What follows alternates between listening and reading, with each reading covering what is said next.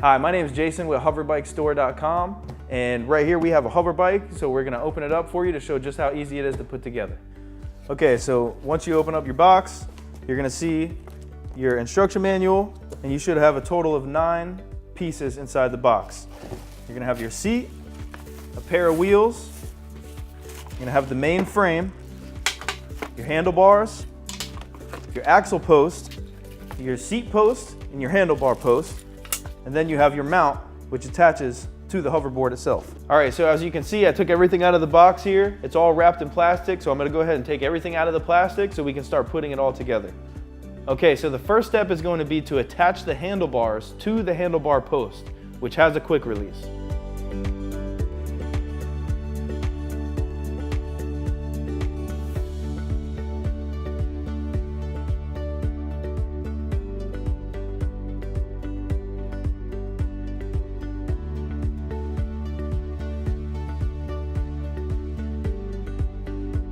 Okay, so now that you've secured your handlebar to the handlebar quick release post, we're gonna go ahead and attach our seat to the seat post, which is very easy. All you need is a 13mm socket or wrench, but in this case, we're just gonna use a set of crescent wrenches.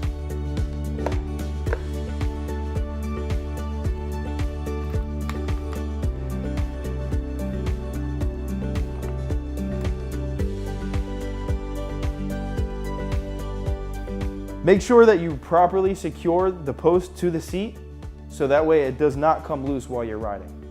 Okay, now that we've properly secured the seat and the handlebars to their poles, we're gonna go ahead and take the main frame and attach it to the rear axle pole.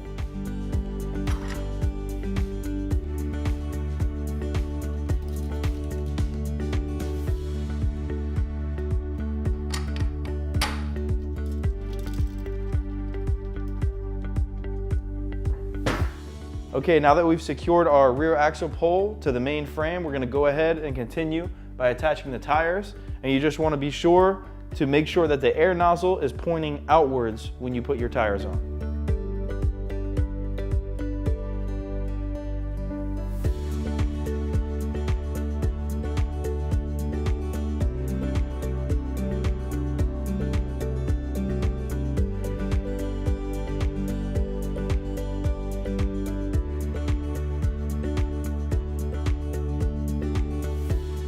All right, now that we've installed our wheels to our axle and our main frame, we're gonna continue by installing the seat. You're just gonna very easily slide that right down into its place. Make sure that your quick release is nice and tight, so that way when you snap it shut, it keeps the seat nice and secure. Depending on how tall you are, will be where you wanna adjust your seat. However, we recommend to keep it nice and low because it keeps your ride a lot more stable. Okay, now that we have our seat installed, we're gonna continue by installing the handlebars. First, you're gonna wanna make sure that you've secured this quick release here by just moving it up and snapping it down, so that way it can't come loose. Okay, now similar to the bike seat, this is just gonna slide right down the shaft. However, there is a small divot in the back, so you'll see where that goes. It should line right up, slide right down.